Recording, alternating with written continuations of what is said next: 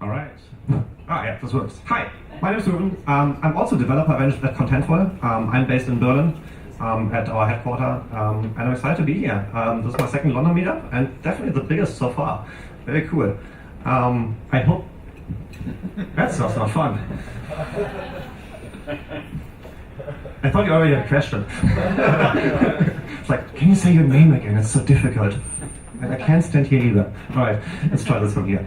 All right, I want to talk.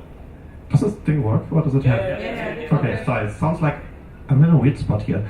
I want to talk about content modeling and content model changes. Maybe let's start with the question. Who here has done a content model with Contentful? More than half of the room, that's good. Who here has changed the content model after creating it? Less people, surprising. All right, let's see if you all want to do it after this. So, yeah, first of all, myself, my name is Rouven. I love APIs, whiskey, and cake. If you have any of those, bring them to me, please. All right, content modeling, what is it? Well, content modeling, or the content model is the stencil for the drawing that is your content. It's all about the structure of the content. What is it composed of? What is the meaning underlying it? How does it fit together? What are the parts of it? It's a very abstract way of thinking about content. We're going to talk a little bit in a second. And it's really important when you use Contentful, because unlike other content management systems, we are all about structured content. We don't want unstructured content. You can dump it into Contentful, but you're really not getting out of it what we want you to get out of it. So by default, humans tend to think in unstructured content. If you think about writing your school assignments in Word, writing letters in Word, using WordPress, all of these things are unstructured content. You have a big white canvas, and you start typing. What you see is what you get, and it's just a big blob. There's no meaning behind it. But in Contentful, we really want you to find that meaning. We want you to find the structure behind it. We want to see all the different parts that make up a piece of content, and then how you assemble it into something actually presented to the user. That is the second step. That makes the content much more reusable, that makes it platform agnostic, that makes it changeable. All of these things you can only have when you think about the structure behind the content. It's also much easier to expose it to other machines, for example to Google, in a semantic fashion, if you know the structure and the meaning behind it. If you just have a blob of HTML, that doesn't really work. So how do we get from the unstructured content that's in our minds to the structured content that Contentful wants from you? First, you have to see, what content will I have in this project, or in my company, or in my life? What are the semantics of it? What's actually the meaning behind it? Is it something referencing the outside world? Is it something just within itself? Is there a semantic way of expressing it in a data structure, or does it have to be a piece of text? Is there auxiliary information I need? Meta content about the content? For example, who wrote it? What's the purpose of this content? SEO data, accessibility data, all of these things that are not necessarily part of the content, but need to be kept close to it. And then the really, really important part, and that's what most people get wrong, what structure not only serves my software, but also my editors. Because if you're a software developer setting up Contentful, you're probably building the project, and then you're pretty much not touching Contentful again, because you're just using the API and just serving out the content. But your editors have to go into Contentful every single day and change their content. If you set up a bad structure for them, they will either hate you or they will hate us. We don't want to be hated, so either take the blame for it or just do it right. The thing is, content modeling is actually really hard. Finding the structure and finding especially a structure that serves both users, editors, and developers is even harder. And nobody gets it right on their first project, and it's a long-term project, nobody gets it right and doesn't have to iterate over it. And when you can't have perfection, which you can't with humans, the next best thing you can have is change, and enabling change. And that's what I want to talk about today. If you have been with Contentful a little bit longer, I've worked here for a little over 2 years now, you made changes to your content model in the web app mostly. This is our content model editor. You can go to settings, you can disable editing, disable response, you can delete fields. It's a bit of a lie. 2 years ago you couldn't delete fields. It's actually a newer feature. But you can make graphical way, you can make changes to your content model. The thing is, when you do that, you work in production. And anybody who's written software for a while longer knows you don't make changes in production. It's a really, really bad idea. Because then this happens. Yeah? Suddenly it's 7 a.m. on Saturday, you're still half drunk from the night before, and you get an alert because the freaking app broke. Not fun. Yes, I have been there. I'm a little bit out of it. So you don't want to work in production. What's the alternative? Well, you have to have dev, staging, and production environments for your application. Now that becomes really difficult with a visual way of making changes, because how do I assure I actually make the exact same changes in all of these environments? Going back to the first point, humans aren't perfect. If I tell a human, make this change here, and then 3 months later make it in production, they're probably going to mess it up. So we have the Contentful migration-cli. Anybody here already used it? Nobody. Oh, 1 in the back, 2 in the back, 3 in the back. The longer I wait, the more it is. But give me 5 minutes more. So this is our newest tool to enable changes to the content model. And now I want to explain a little bit what it can do, and then some of the things it can't do. So what can you do? You can create content types. You can delete content types. You can edit content types, and that means creating, editing, and deleting fields. And you can change field IDs. This is really important when the semantics of field change. And it pretty much looks like this. You have our migration binary, you give it the space ID, an access token to access the API, and a JavaScript file. And that JavaScript file contains a programmatic way, a DSL basically, a domain-specific language telling us what changes you want to happen to your content model. This is like a very simple example of one. You always export a function that takes a migration object. In this case, we are creating a content type called dog, which has just a name, which is of the type symbol, which is short text if you're coming from the web app, and so a required field. That's probably the most trivial example you can write. We're going to see something more complex in a little bit. What are the advantages of doing it this way with just hitting the API by itself? Well, it's repeatable. I can actually run the same migration multiple times against multiple spaces, and I'm going to always get the same result if the same state was there beforehand. I can do dry runs. The migration-cli is actually telling me, does this change make sense in this space, or is it completely batshit crazy? I can keep it in version control. I can actually check this file into Git and have a revision history of all the changes made in the past and who made them. I can do sanity checks. Again, I can see, is this actually a sensible change, or is there something missing that I'm expecting in my space? And that's the most powerful thing, if you get there, you're doing amazing. You can take away the right to make content model changes from all your developers. You just have one account do it, and you let a CI server do it. And then the only way to make content model changes in your project is by checking into Git, getting a code review, having CI, passing it on a dry run, and then merging it. And when you've gotten there, you're amazing. So, a quick demo. You now have to see how I do this while holding a microphone. Otherwise, I'm just going to yell very, very loudly. That works too. So, no, that's not what I want. How do I get all of this?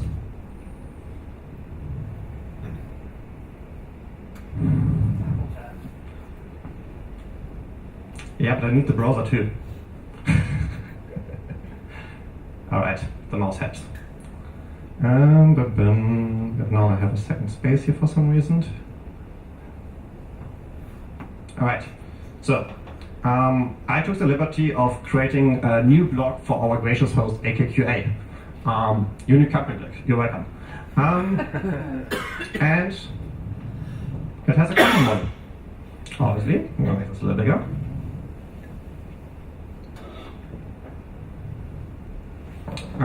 You have an author, you have categories, and you have posts.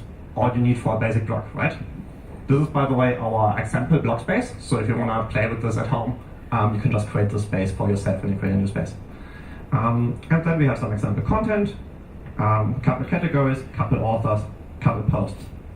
All we need for a small migration example. So now I got myself set up here for migrations, and I got my cheat sheet. I need a second. And to start a migration, I'm always starting with creating a file in JavaScript that's going to hold the migration. I really don't know how to do this now. Let's see if this works. Oh. Can you still hear me? No, that doesn't work here. I hope this works with the video. Yeah, we'll live. So, as I said before, you always need to export a function when you have a migration. The function takes one argument, which is the migration API. And now you can start doing things on the migration. So in the simplest example, I just want to create a new content type for our blog. We already have blog posts, but we might want to have some pages, like an About Us page, or other things that are not in the taxonomy of a blog post. So to do that, I take my migration object, set create content type. I give it an ID, in this case, page. And then I need to specify some of the metadata that the content type has. The most important one being the name, which is also going to be page. I could also add a description, which I'm going to save myself from. And then also very important, the display field is used in the web app to show the metadata for this post. In this case, it's going to add for this page, sorry. In this case, it's going to be the title. Then, since I want to not just create an empty content type, I also want to have some fields in there. I need a reference to this content type. This is just a variable. And now I can start adding fields. So, creating fields. So in this case, create field. We need the title field because that's what we used before for title. It always has to have a type. In this case, symbol. And since the title is the display field, we also want to make required. So we're calling required true. What else is essential for a page? Slug. Otherwise, we can't have pretty URLs. Slug is pretty much the same thing as the title, except that we're going to call it slug as an ID. And importantly, I forgot the name for humans. It's also very important. Oops. Name is slug. And that's pretty much all I need for the smallest possible content type. Now, to run this, I'm saving the file. I'm calling Contentful minus migration. I need one parameter, the space ID, which I copy and paste from here, and then the file. I execute this.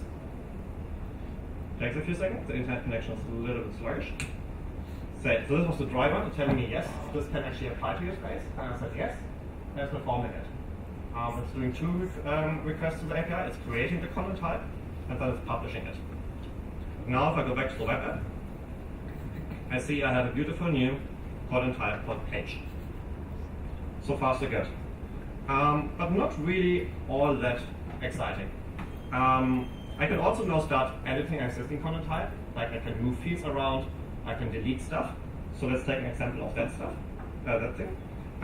For example, let's look at the category content type.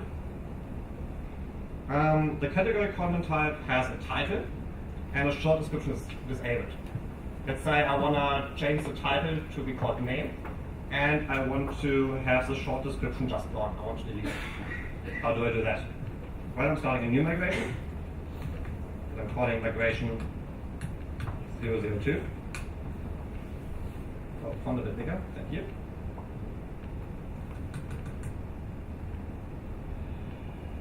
And here for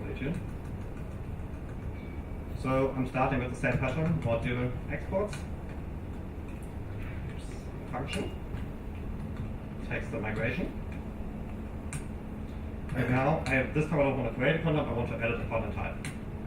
And I need this ID. This one has a really horrible ID that is not suitable to be written by hand, so I'm going to be pasting it.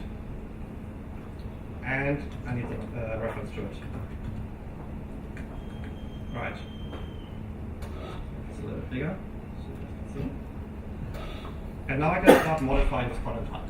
The first thing I want to do, I want to change the field ID from title to name. So I'm saying category, change field ID from title to name. And the other thing I want to do, I want to delete the short description. So again, I take the category, delete field, and the ID is short description. Saving this, running this.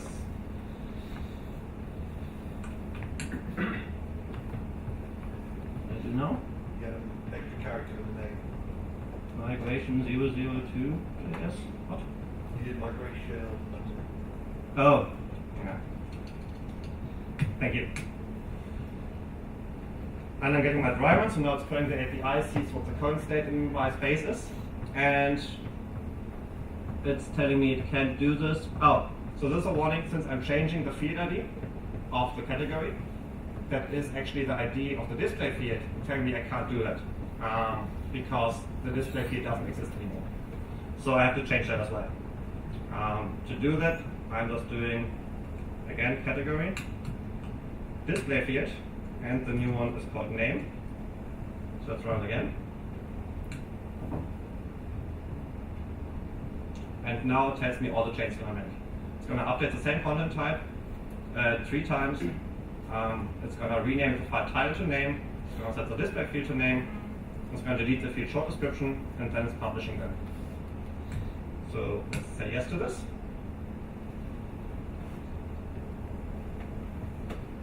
And let's look at our result.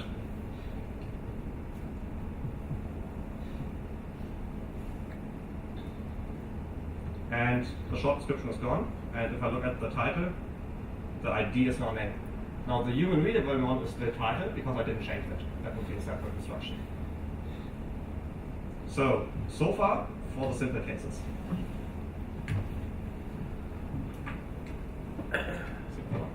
Now, that's nice. But what if the structure of an existing field changes? That's very nice. But what if the structure of an existing field changes? What if I have a field that's going to be split in 2? Or I have 2 fields that have to be joined in 1? That's suddenly much harder. I can't just change my content model anymore like I used to with the web app, or I can just trivially do with the migration-cli. I actually have to change every single entry that is used, that is in this content type. And to do that, we just introduced content transformation in the migration-cli last month. And there are 2 supported cases of content transformations. The first one is transforming an entry into place. That is, I have 1 field and I want to split it into 2 fields. That's transforming entry into place. Or, and this is the really cool part, I can derive an entry from another entry. What does that mean? That means, let's say I have a field that is category, and the category is blog posts. Now, what if I want to turn this category into an entry on itself, so I can have some more data about it? Then I need to find all the house categories, create an entry for it, turn it into a reference in the existing one. And that I want to show you too. I'll have to get out here again. No.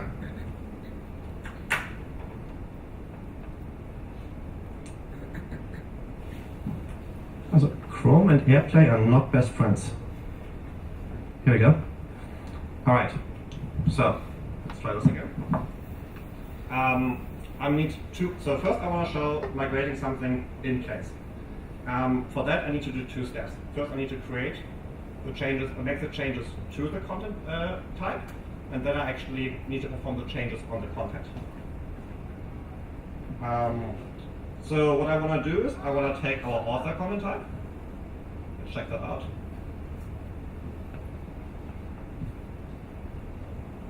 And that one currently has a name as its entry title, which contains the full name of the author. Let's say in certain places I only want to show the first name, in other places I want to show the full name. That's kind of hard to do if it's just one thing. So I want to actually transform this into 2 fields. Now, luckily, if I look at my existing content, that's very easy. All the authors we have have exactly 1 first name and 1 last name, separated by 1 space.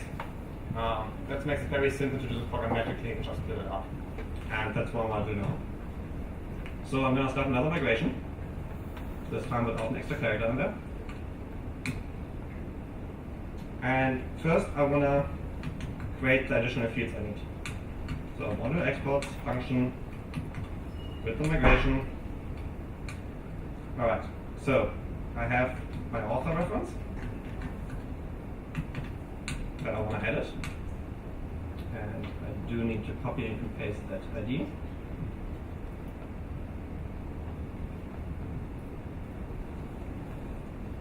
Right. So now I need to create the new fields that I want to use for first name and last name. And author, create field. The first one is going to be the first name. It has the human readable name, first name, and is of type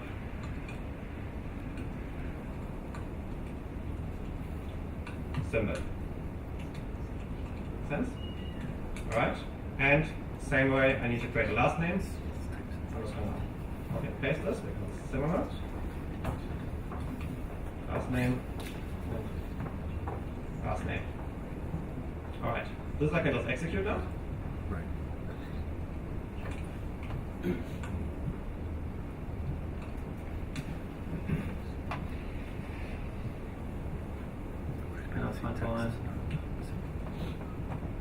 Type is a fun. Alright, create field first name of type symbol, create field last name of type symbol.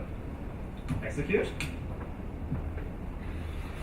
And migration successful. And now if I look back here into the author,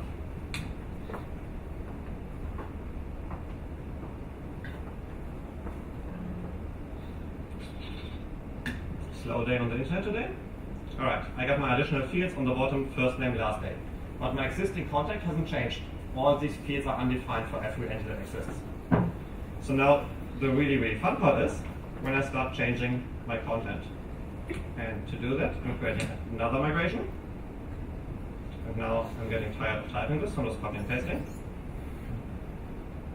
And for that, I'm calling a new method. And that method is called transform entries. Transform entries is a bit more complex and actually takes an object as an argument. The first one that I need to specify is the content type. That is again the content type I want to edit. This I don't need anymore. And now I need to specify what I actually want to do. The first thing I need to know is what fields do I want to take as source value. In this case, it's the name field. And then I need to know which other fields the value goes into. What?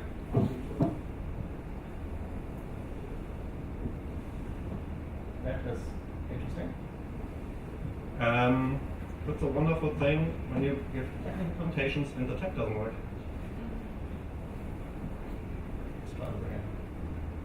There we are. So in this case, I'm going from name to first name and last name. So my two has two entries: first name and last name. So this is all the semantics. Now I need to actually write a transformation function that takes the content and transforms into the desired output. And this is called transform entry for locale. Yes, they're very much like long names. So this is again a function, and it takes two arguments. It takes the fields object and it gives us a locale. Right. So now I gotta write this code. I want to change the name, so the only from the name. So the only value in my fields object is going to be name. Essentially, this object holds all properties that we've listed in this array. So in this case, name from fields. And now I need to split this up into its parts. Since it's only separated by a space, that's very easy to do. So I'm going to say const parts equals name.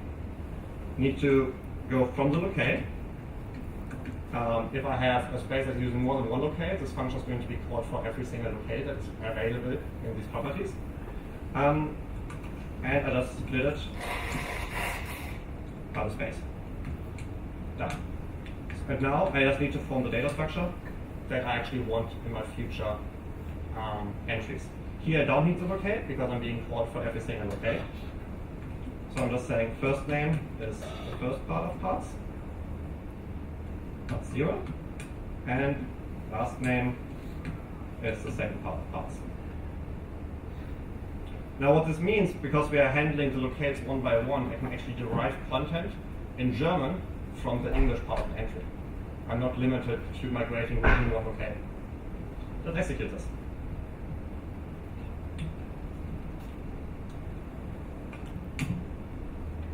Oh yeah. Script could not be parsed, as it seems to contain a syntax error. Missing closing bracket. 5, 6. No, wait, this. Oh, this one, you mean? Yeah, let's see. This one doesn't make a difference. Who's really good at JavaScript here? You're not. They did like a function that ended with a count. Ah, because this is not a function call, this is a property. It's wonderful if you know your own API, isn't it? How it works. So, transform entries for an unreadable ID from name to first name, last name. Let's do it. It's making the requests, one for every entry, and then it's publishing them too. I have now go back into my content, and let's take Lewis Carroll. He still has his entire name up here, but he also has the individual parts, his first name and last name. And now, as a second step, I can go ahead and delete the full name field, change the display field, everything to my cleanup work. Now, the other thing that's really cool is I can actually take fields and make other entries from them. That's a bit more complex code-wise, so I'm not going to live code it, I'm just going to show it to you. And what I want to do here, still for the author, I want to take the picture an author has. Where is it? That's up here. And make that its own content type, so I can add some metadata to it later. Like maybe I want to track what's the license of this image. Why am I allowed to replicate this? Maybe I want to track who the photographer is. And I want to show this in some way, but if I'm reusing the image, I want to have it its own content type. So the first thing I'm doing is I'm creating a new content type called media that just has 3 fields, a name, the reference to a photo, and a license. Then I'm taking my existing content type, the author content type, and creating a new field, profile photo new, that is just linking to a media entry. And then I'm disabling the profile photo. Let's run this.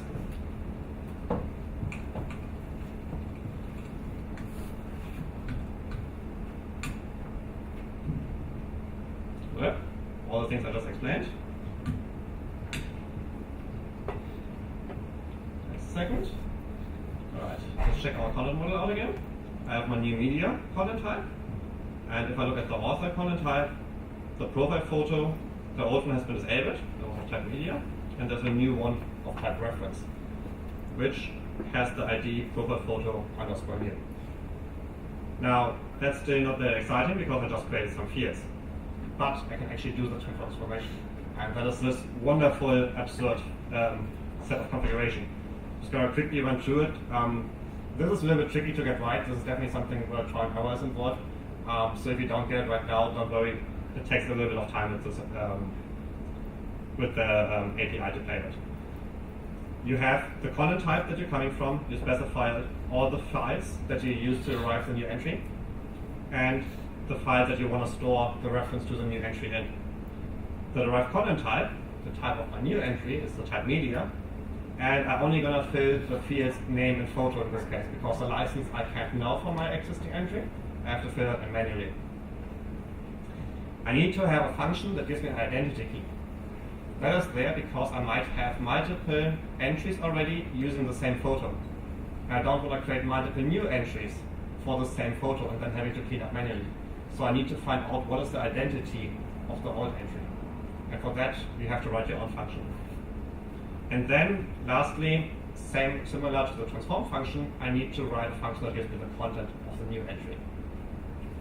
That's a lot to unpack, but we're just going to run it. And it tells me derive entries from my author content type, from profile photo, first name and last name, to name and photo, via the reference to the new entry. I'm executing this. All right, migration successful. And now, if I check out my content and refresh this, I can use this again.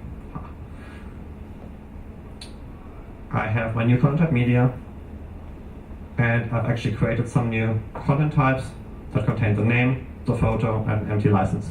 That's exactly what we specified. And that is what the migration-cli can do today. And the important part that I hope you learn from this and that you take with you is be ready for your content model to change. The content model is a living, breathing thing. It needs to evolve with the project, it needs to evolve with your company, with your customer, with your client, with whatever you're doing. It's generally not a thing that you build once and then forget. It's something that has to adapt to new requirements from your authors, from your developers, whoever your stakeholders are. And if you engineer it to be rigid and never ever to be able to change it, you're not setting yourself up for success. And that's what we do today. Thank you.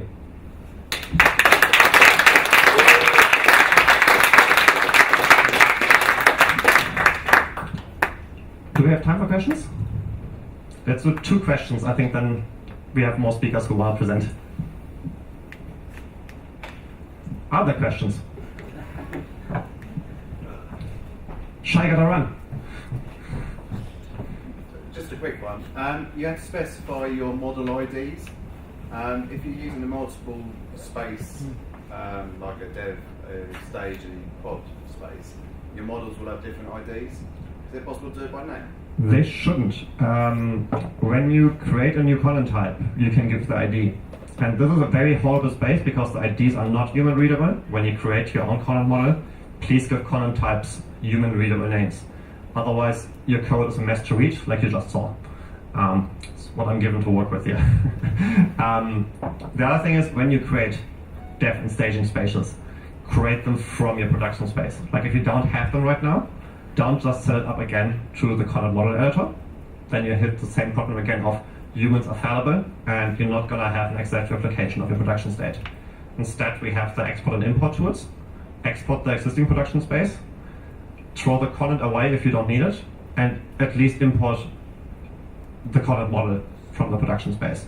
Then you have the same base to work off, and then you can apply these scripts in the same order in all the spaces.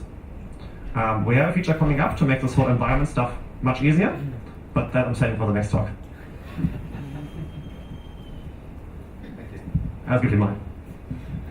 How does this deal with kind of large data sets and potential like network timeouts and stuff like that? Very slowly. Every change to an entry is an API call. Our API currently doesn't have any mass edit capabilities. So if you have 100,000 entries, you are allowed to make 10 requests per second on the management API. It's going to take you a few seconds. That's just the way it is. What it does do, it knows the rate limit. It never makes more requests than you have in your rate limit. If you have timeout, it's going to check retries, and it backs off until it succeeds, until it has a certain limit where it fails. But basically, don't run this while you're doing edits, like your editors. You might get locked out because you're hitting all the rate limits. All right, if you have more questions, find me afterwards, and I'm happy to show you the code again. And back to Shai. Cool. So thanks, Rouven. That's great. So next up, we have Will and Anthony.